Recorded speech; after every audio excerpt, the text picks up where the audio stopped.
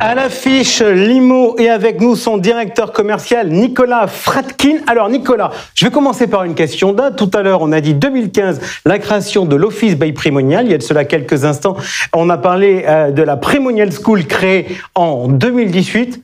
L'histoire entre Primonial et Limo débute en 2021. Vous nous racontez ? Alors l'histoire commence même en 2018, parce qu'on a d'abord fait l'acquisition de 40% de cette société Limo en 2018, où on était coactionnaire avec Foncia, et on a finalisé 100% du rachat en 2021. Alors, Limo, ça fait quoi ? Limo, c'est la marketplace de solutions immobilières. En clair, c'est un site qui va permettre d'agréger à destination des CGP l'ensemble de l'offre immobilière des différents promoteurs, tout dispositif confondu, tout budget confondu. Alors, solution immobilière, on est sur de l'immobilier physique, on n'est pas sur de l'immobilier financier ? Exactement, on est sur l'immobilier purement physique. Pourquoi pas demain d'ailleurs faire de l'immobilier financier, ça peut être une piste de réflexion, mais aujourd'hui on est uniquement sur l'immobilier physique. Qu'est-ce que ça apporte à un conseiller en gestion de patrimoine de faire de l'immobilier en direct ? Alors, qu'est-ce que ça lui apporte ? De faire de l'immobilier en direct, c'est forcément difficile de parler de patrimoine sans parler d'immobilier. Donc il y a toujours un aspect immobilier qu'on doit avoir dans la conception du patrimoine de ses clients. Deuxio, c'est un formidable outil grâce à l'effet de levier du crédit. Bien qu'on soit sur des changements actuellement, notamment sur les taux de crédit, ça reste quand même l'un des seuls actifs sur lequel on peut aller créer de la valeur sans forcément avoir un capital de départ.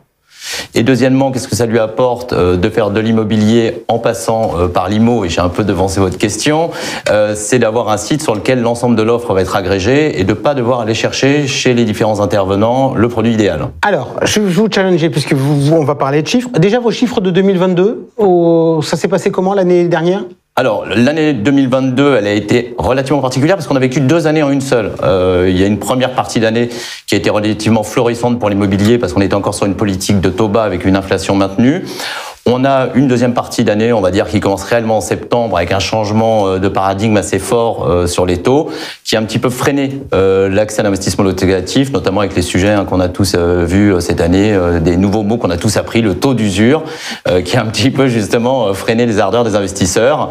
Donc on fait une année somme toute correcte, mais qui a freiné en fin d'année. Question, vous me dites marketplace, moi je sais que ce mot est à la mode. Oui. En pratique, je posais tout à l'heure la question à Martin Alix de l'offre produit sur la partie financière.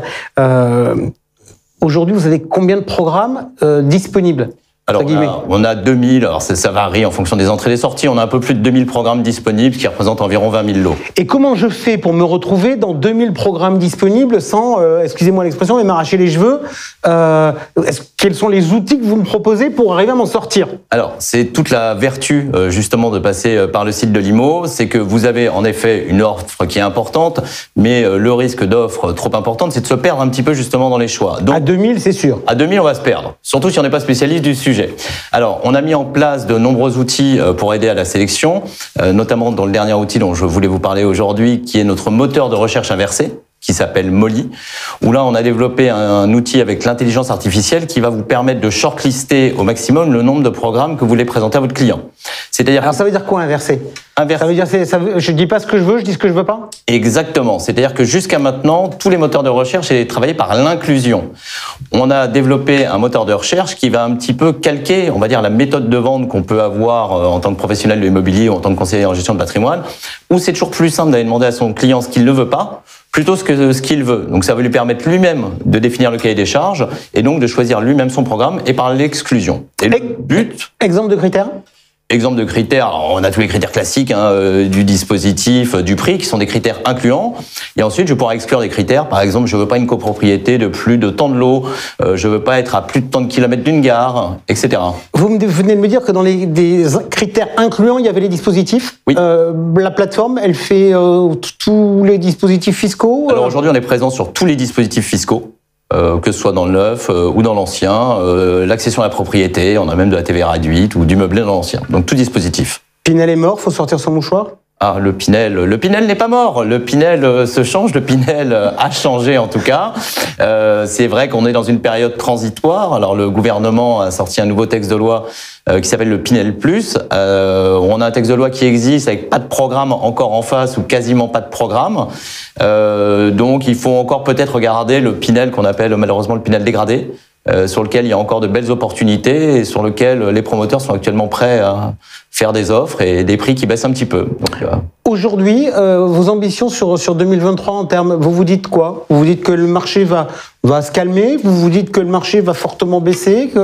Quelle est votre perception aujourd'hui sur ce qui va se passer sur la promotion et ce que vous proposez en 2023? Alors, sur la promotion, mais alors là, il va falloir prendre le sens promotion au sens large. Je pense qu'on va se recentrer fortement sur le produit, que la vente purement fiscale, comme elle a eu lieu ces 10 dernières années, parce qu'on était dans cette politique de taux bas, est un petit peu terminée, et qu'on va se recentrer sur une approche qui est beaucoup plus sur le produit. On va aussi beaucoup plus travailler sur les autres dispositifs. C'est vrai que le Pinel, jusqu'à maintenant, ça représentait 75-77% du marché total de l'investissement. Demain, je pense que des produits comme le démembrement de propriété, qui sont un petit peu délaissés, sur lequel il y a de plus en plus d'acteurs et de plus en plus d'opportunités, le meublé dans l'ancien, l'immobilier restauré, vont prendre une place beaucoup plus importante. On a eu notamment un petit coup de pouce du gouvernement qui a doublé le plafond du déficit foncier.